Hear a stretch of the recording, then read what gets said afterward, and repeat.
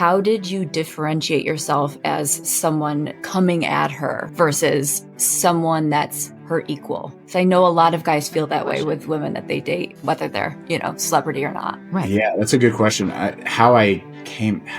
don't really know if I did anything specific. I think it was just like being direct, and really letting her know my intentions. Like, hey, I really do like you, and I want to continue dating you. And that was something that we really had to work through, because she had started this YouTube series where she would go on these dates with men, and then she would basically go into the bathroom with her phone and kind of explain the experience with these guys that she's gone on dates with. And it drew a ton of attention, because she is this ex-bachelorette who's getting back into the dating world. Coming up on this episode of the Ask Women How to Get the Girl, I snuck it in there, podcast, fine, How to Get the Girl podcast. We have Adam Woolard on our show, and we're going to talk about two huge things. We're going to talk about low confidence around women that you really like and not fully expressing yourself.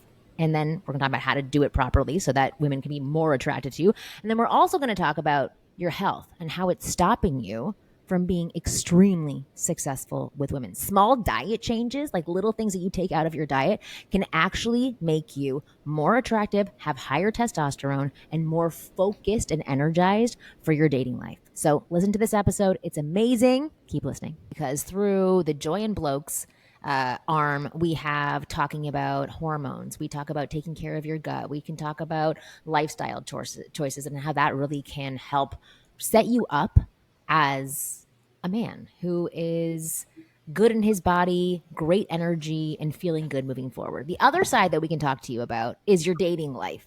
Because before we got onto this podcast, you started talking about how you had many struggles dating your now wife. And I would love to dive into that first and then get to the health stuff afterwards, if you're open to that. Absolutely. Yeah. I met my wife on a dating app in California, and California is a big melting pot of different people, and dating there was tough. You would go on dates and they would kind of fizzle out. You would reach out to somebody or connect with somebody on dating apps, and it wouldn't really go anywhere. And it was always like, why did it fizzle out? Why didn't it go anywhere? And thankfully, I got to a point where I was a little bit frustrated with the dating app experience. So I kind of came up with this idea of just being really direct and, not doing the small talk on the app because it wasn't going anywhere for me. So what I did whenever I met someone who I was really interested in, just based on, their profile, their looks and all that kind of stuff, I would ask them out. I would say, right away.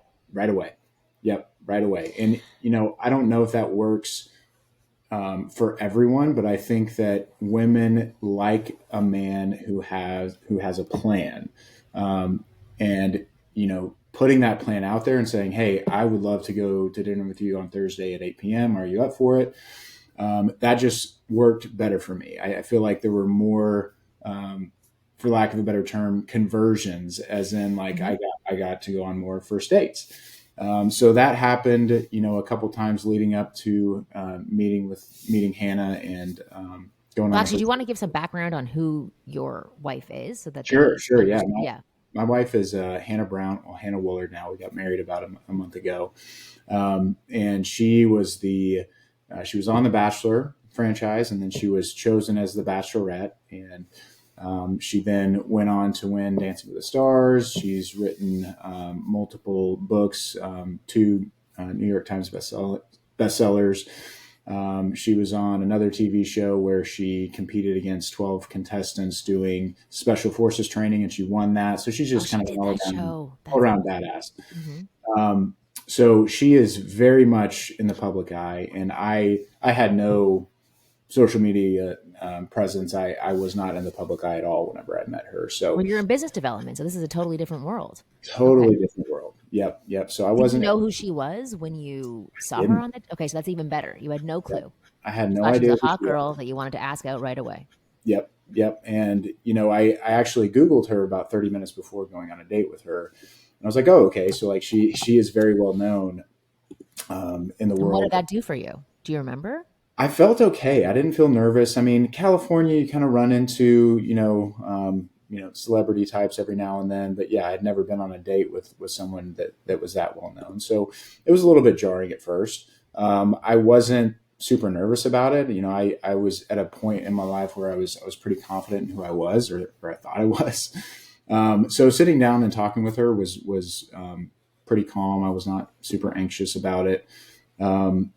But once we started dating, that's when a lot of things started to arise, and I would find myself really trying to be this perfect partner, even when I had my own insecurities, my own doubts and fears about the future, and I would try to play this part of like the perfect partner because in the public spotlight, I was really getting ridiculed for certain things that I would put out on social media, or people would see me out and about with her, and just I wasn't ready for that level of scrutiny.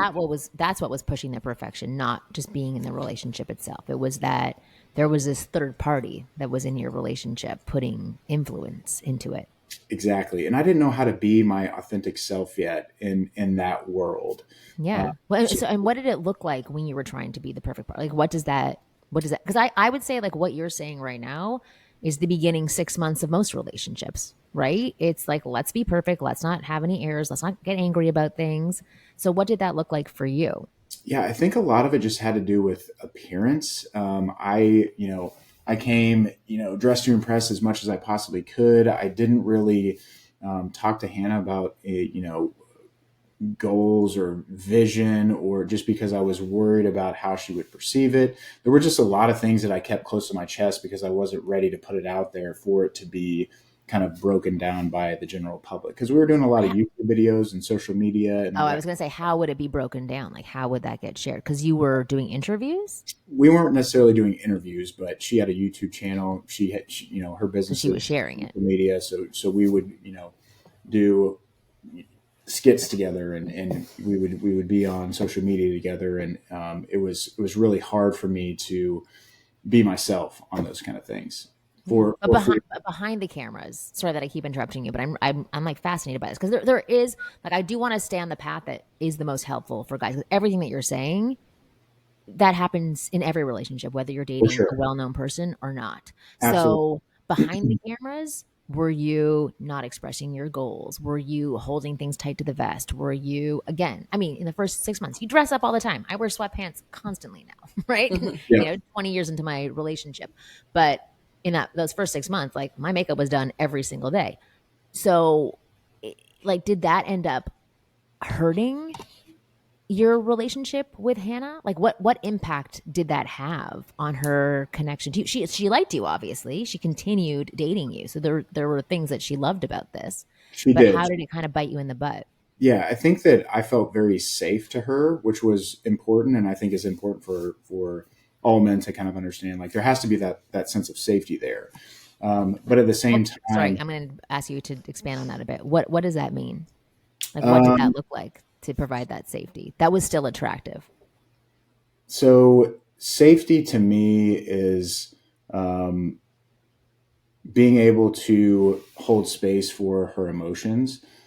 She was in a very raw and vulnerable place, coming out of TV shows, and just being able to affirm the feelings that she had going on inside, and being able to, reciprocate that in some way, I think was really important. And that's kind of emotional safety. Obviously, physical safety is absolutely paramount whenever you're starting a relationship. But yeah. I think that women have this kind of radar of like, is this guy safe? Is he going to get up and walk out in 6 months? So the consistency, I think, is what I provided in terms of safety. Yeah. I was always there. I would always respond. I would always hold space for her emotions whenever things would come up. We would discuss, things about what was going on in the public eye and things that were going on in her life. So I think that was kind of how I offered safety for her. Yeah. And those are great tools. Now, with someone like her, I'm assuming there's a lot of guys coming at her. How did you differentiate yourself as someone coming at her versus someone that's her equal? So I know a lot of guys feel that way with women that they date, whether they're, celebrity or not. Right. Yeah, that's a good question. How I came at her, I don't really know if I did anything specific. I think it was just like being direct, and really letting her know my intentions. Like, hey, I really do like you, and I want to continue dating you. And that was something that we really had to work through because she had started this YouTube series where she would go on these dates with Oh, men, and then she would basically go into the bathroom with her phone and kind of explain the experience with these guys that she's gone on dates with. And it drew a ton of attention because she is this ex-bachelorette who's getting back into the dating world. So I didn't want that to happen with us. And at the same time, like, I didn't want to ruin what she had going on. So I had to be very clear with my intentions. Like, hey, if we're going to date, I want it to be exclusive, and I don't want you to be going on other dates with other people, because that was her intention. She wasn't fully on board right when we started dating. And I think, she could even explain to you that whenever I kind of set that boundary, that's when she was like, oh, like maybe I should be exclusive, and this is more intriguing now that he has set a firm boundary with me. Did she So give it sounds like oh, sorry. Go did ahead. she give any sort of hints or anything that would lead you to think she would go along with the being serious and committed? Or did you just take a shot in the dark and you're knowing I like took I a shot like in the her? dark. Oh, Yeah, okay. that's a really good question. I honestly didn't think she was going to go for it, but I was kind of in a place to where, like, I don't want to waste my time or hers. So I need to do this for myself, because if we're going to continue dating and she's going to continue going on these other dates, then that's going to waste my time as well. So I think that sense of directness and also confidence in myself was something that landed. Okay. What a fun way to get around being monogamous, potentially, right? She's like, oh, yeah, we can be monogamous. I just have this job where I have to Yeah. go to work every single week. Like, maybe make out with a few guys. That's kind of Yep. a fun way to do it. No, but so then did she give up this show? It wasn't really a show. It was just her YouTube Her YouTube? Okay. channel. So, she would put out all different kinds of content, but this was kind of a One running of series the with me. avenues that she was Yeah. using. Okay, Yeah. so let's go back to like biting you in the butt, because it sounds like you were being very clear with her. So tell me more about holding things back and trying to be Mr. Perfect, and how that potentially hurt your progress with her. Because to me, it doesn't sound like you were holding things back and that you were progressing really nicely. Yeah. And certain things I was being very upfront. Other things I was holding back. So, we would get into little arguments, or things just wouldn't feel right. There would be some tension. And a lot of it had to do with, like, me not sharing how I was feeling, or me not sharing my emotions, or showing up as, everything's fine, we're good, without going into, like, oh, this felt kind of funny. Like, let's talk about it. Why did we have that argument? Or why do you feel this way? I wouldn't do that. It was, we're both very avoidant people. If you know anything about, Yeah, yeah. attachment Oh, it styles. doesn't sound like you are. That's interesting. Just by the way that you're communicating, it sounds like you're actually both very forthcoming. So that's interesting. Yeah, we've had to work on it a lot. So we did a lot of work, and we've been in couples counseling for about 2 years now. With I a love really, that. So really many good. people think they're like, why do you need couples counseling before you're an actual married Oh, couple? But I think it's like going to school. yeah, It's a yeah, whole education. I love that you did that. yeah. We just knew that we wanted to build a marriage. We didn't want to, like, get married and then figure it out. We wanted to, go into marriage feeling really, really confident in who we It's were as a amazing. couple. So yeah, a lot of it stemmed from just those conversations were just kind of swept under the rug. We would have this tension, we would have these disagreements, and we didn't really know what it stemmed from, but we knew something was there. And she was just like, she was bursting at the seams, because she was like, something's happening, and, like, you aren't acknowledging it, and that is making me feel crazy. Hmm. So that is something that we really had to work on, and that's what I mean when I kind of kept things bottled up, and I wasn't really forthcoming with my emotions and how I was feeling, Good or bad? good or bad. Interesting. Okay. And so when she did Stoicism, say that, yeah, stoicism is something that I really got into probably mid 20s. I'm now mhm, 38, and that is something that I have found just does not work, especially in my relationship. Women, in my opinion, want to see where a man stands, and emotion is not a bad thing, and expressing your emotions is not a bad thing. It's how a woman can actually relate and then attach to you and that attachment is not a bad thing. You hear attachment, and it has such a negative connotation. Yeah. But a healthy attachment is needed in a successful relationship. And the only way you can attach to something is if you can relate to it, and you can't relate to it if you're not expressing your emotions and your feelings. Yeah. So I have two questions from that. I definitely want you to expand on that more so that the guys listening can understand. But it's interesting. Like, I'm going to make one comment first. So one of the first books that I read when I got into this dating space of understanding men and women, and I've been working with men for 21 years to help them understand women. One of the first books that I read was like why, oh my God, what is it? Why women can't read maps and why men something else. It was a very good book, but it basically broke down all the differences between men and women. And one of the things that I learned from that book was that men can't see behind things. They're single focused, right? Which is very beneficial for hunting and gathering and being the warriors that they had to be a very long time ago. So the joke is like, how do you hide something from a man? You put it behind something else, right? But it's very true when it comes to emotions as well. Like you just mentioned stoicism, right? Holding on to your own composure, to your emotions, where women are very opposite. Like they see 10 times behind things with a million things that are blocking them, right? That's what they're analyzing and looking for. They don't just want to see that first layer. They want to see the second, third, fourth, fifth, sixth, because then they can paint a picture of the entire person.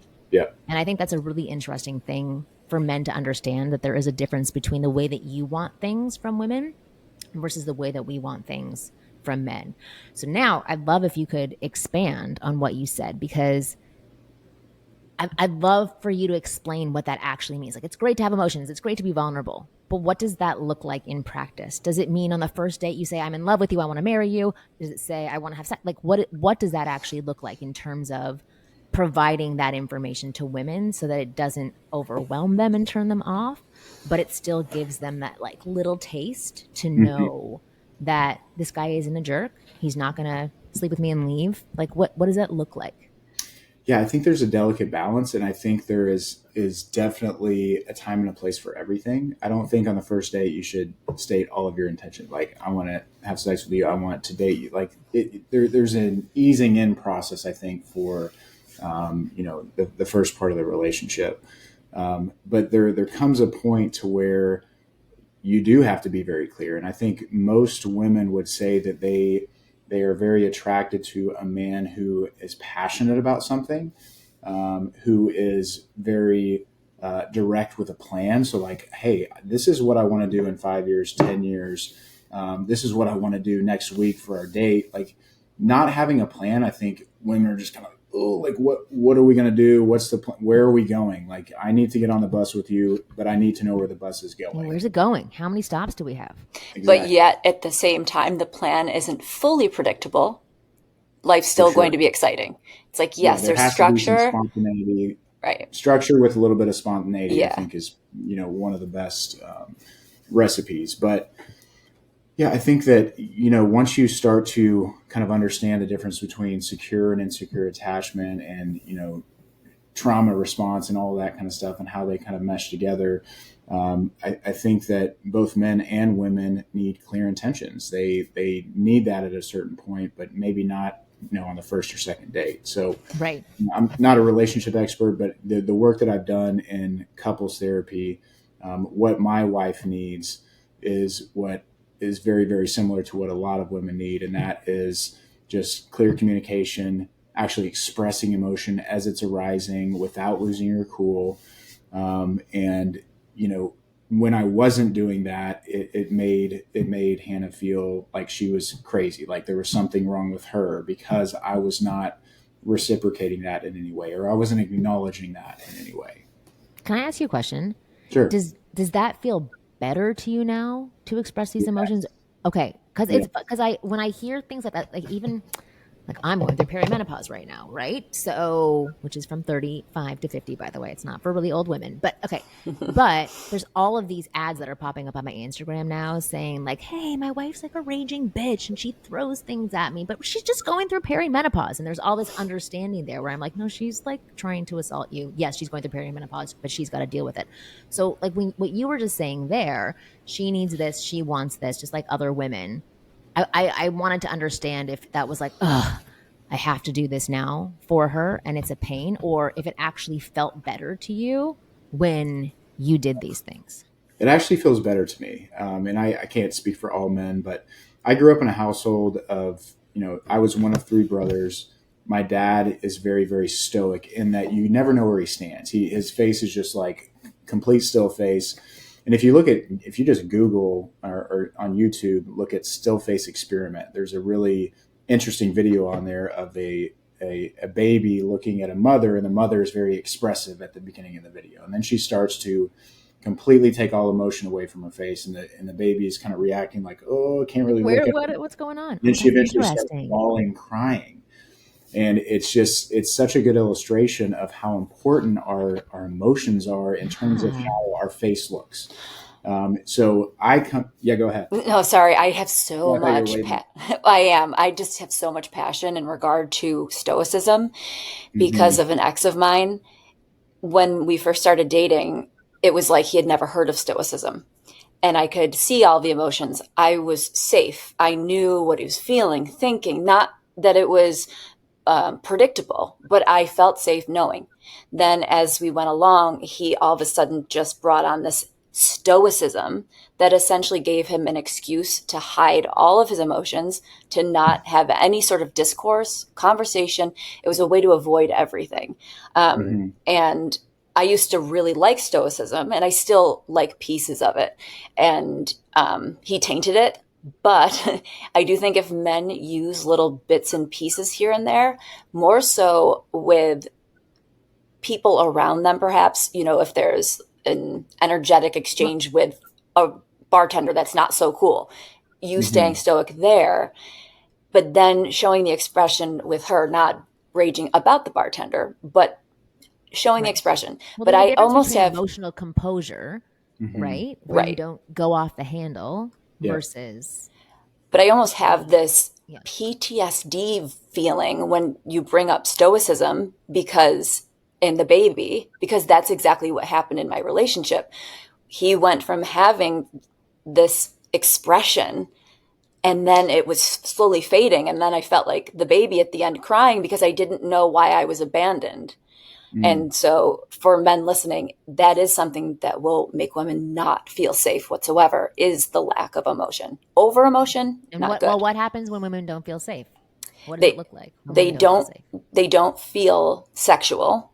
They don't feel like themselves. They have to wear a mask, perhaps. And, it takes away any sort of zhuzh that she was feeling from the beginning. So Adam, did you see that happen? Or they remove themselves completely. Exactly. They get cold. That's what I know happens. They pull back. Yep. They get cold, they get tense, they get angry, they emasculate. Yep. And I don't want to completely knock stoicism. I think that there are elements of stoicism that are important in relationships. Right, of course, and I think there's a lot of intrigue when a woman sees a stoic man. There's that initial attraction, which can attract her to you. But I think that in the long run, you have to kind of break down that wall of stoicism to let her in. Yes. So I don't know if it's, it might be good to have a little bit of stoicism at first and kind of, not divulge everything, right? Just to keep that level of intrigue there. Because if you look at a guy in the corner and he's just like stone cold, just staring there, but he looks confident, it's like, ooh, what's that guy got going on? Absolutely. So, the mystery at the beginning. Yeah. It's like slow drip sprinkling for your water system in the back. It's like you just give a little every, and then as you get closer and closer, you can give more. Now I know you're in perimenopause because you're referencing a lawn sprinkler system. I was trying to think of like what slow drip. I was like slow drip coffee, slow drip whatever, but just like letting a little bit out, a little bit out. That's what I love. That's what happened with my husband for both of us. Like, I think I've talked about it on this show. I think on our first or second date, we were making out, and I looked up and I said, "I like you." It was just like that little bit of information that's where I was coming from, and he said the same thing back, and that was all I needed. I didn't need a gushy conversation. He didn't need it either. I happen to lead it because I'm quite masculine, so he doesn't mind that. But I think if for many women, even if they were to have a man making out with them, second date, and he said, I like where this is going, that even just that one little sentence means the world, and it opens a woman up For completely. sure. Yeah. So I think it's really important. Yeah. All right, I want to take a quick break, and then I want to come back and talk about the health side, because I know that's what you do at, I call it Joi+Blokes. And I know this is your area of expertise as well and your true passion. So I want to talk about really becoming a man for yourself that you can then give to a woman. All right, so we'll be back in a moment. All right, we're back. Okay. Yeah. And Adam, I want to talk about Joi+Blokes. And just like I want to understand being a whole man for yourself. You talked about it many times in the first half of the show, but I want to get a better understanding of what that means, because you work for this company. Maybe you can explain a little bit about Joi+Blokes as well if you want, just so they understand where you're coming from. But obviously your passion is health, mentality. You talk about stoicism, so I'd love to hear more about that and how that contributes to being a whole man. Absolutely. Joi+Blokes is an online telehealth company. It takes more of a holistic approach to health. So the first step in the process is getting really in-depth diagnostic labs done. So you get your blood drawn. We can do over 100 biomarkers. So we're testing everything from your blood sugar to your insulin, your kidneys, your liver, your hormones. Hormones are kind of the major piece that we really look at. Well, that's how I know I'm in perimenopause, because I did that test. Yes. Okay. Yeah. So you looked at your hormones, and you probably met with a provider who gave you a treatment plan based on what we saw in your blood levels. So, one of the things that really stuck out for me whenever I first, got into my 30s was that I just didn't feel the way I used to feel. I was really lacking energy. My libido took a hit. I couldn't put on in your 30s. 30, 31, 32, I started feeling. Wow. Okay. And I found out that a lot of it had to do with diet and lifestyle, but I was also deficient in certain areas. And I didn't know that because I wasn't getting my blood drawn. I wasn't going to the doctor.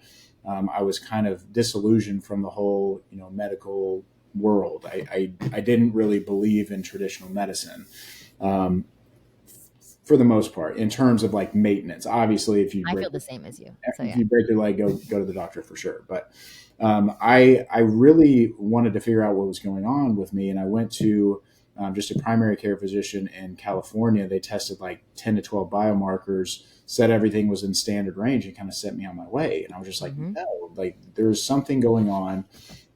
They tested my testosterone, is at 299, and they said that was standard. And I was just like, okay. So I went and got a second opinion, and they're like, isn't it supposed to be like 600? It's supposed to be anywhere from 700 to 1100 is what we consider at Joi+Blokes as optimal. Yeah.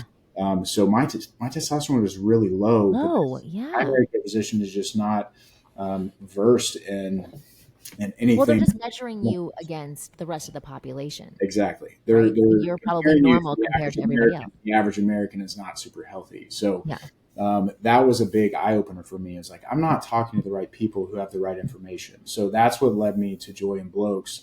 I got my biomarkers checked by them, and it was just like, it opened my world to everything that was going on with my body. I was deficient in vitamin D. I was deficient in B vitamins. My testosterone was low, and I actually got my testosterone up just by changing out my workout regimen and what I was putting in my body really in terms of my diet. I was barely. What did you change out? Sorry that I keep interrupting you, but what did you change out to do that? So I was mostly running long distances. So I got really into like half marathons, just like pushing my body to the limit. But a lot of it was cardio based, and it wasn't resistance training. I wasn't lifting weights. So I just changed that up. I kind of flipped that on its head. I started lifting a lot more. I was also doing jujitsu, so that kind of took care of the cardio piece.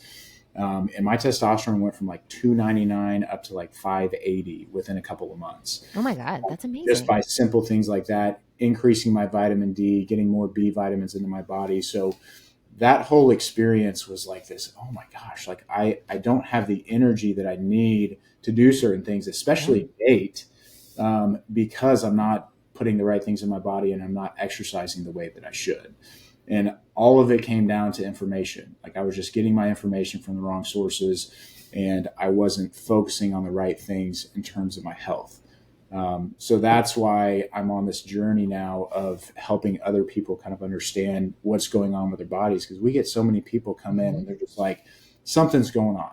Like, I don't feel the same way as I did. Yeah. Maybe they're in their 30s or 40s or 50s and their body is just not working the way that it used to. So my job now is to get the word out of like, hey, the best thing that you can do is look at what's going on under the hood. And we do that through blood work. Okay. And so like let's correlate this to being a full man, the whole man.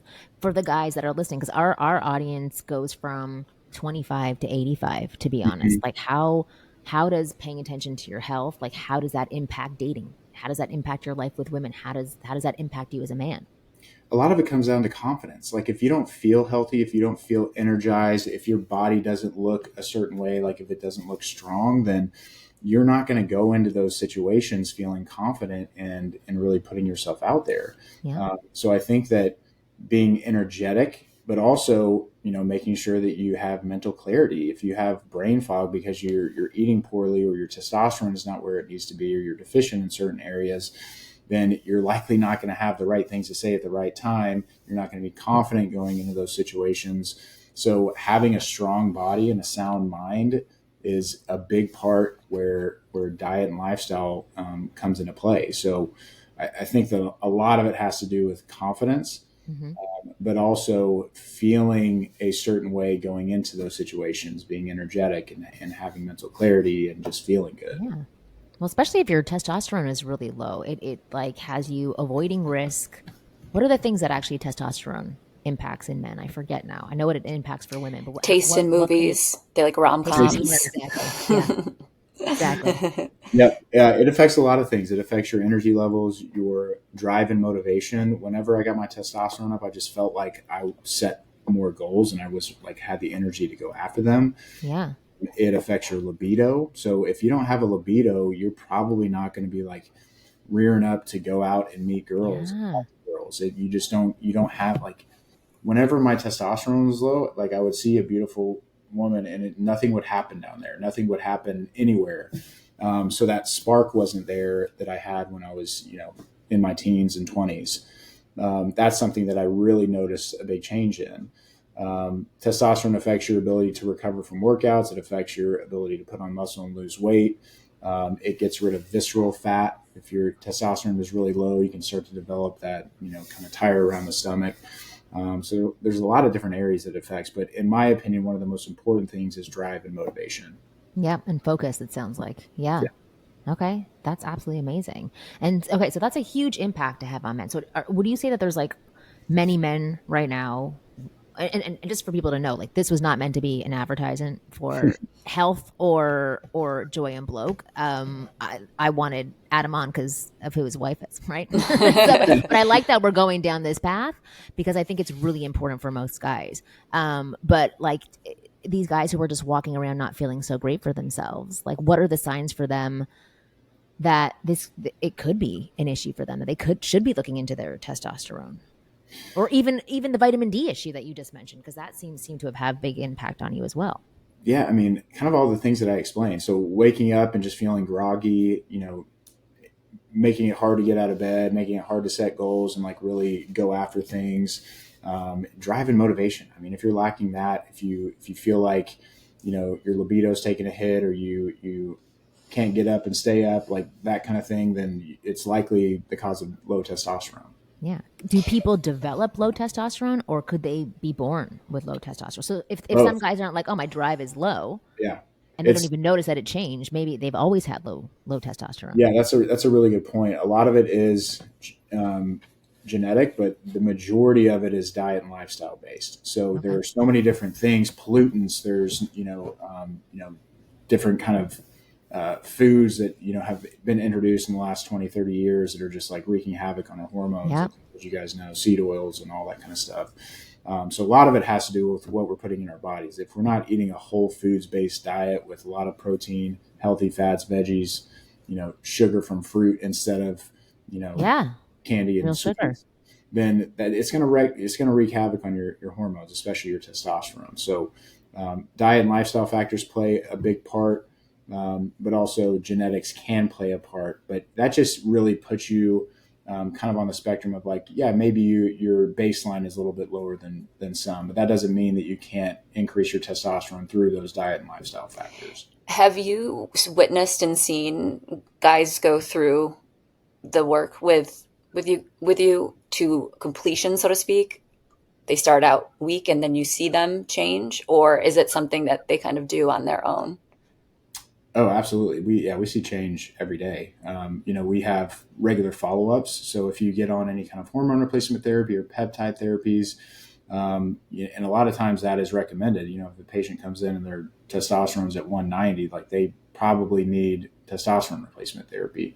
And the change from starting it to about 6 weeks down the line, we do kind of a follow-up, is night and day. They'll say that they have energy now, and they, actually joined a gym and have started working out and losing weight and putting on muscles. So yeah, we definitely see big change in those areas. And you work with women?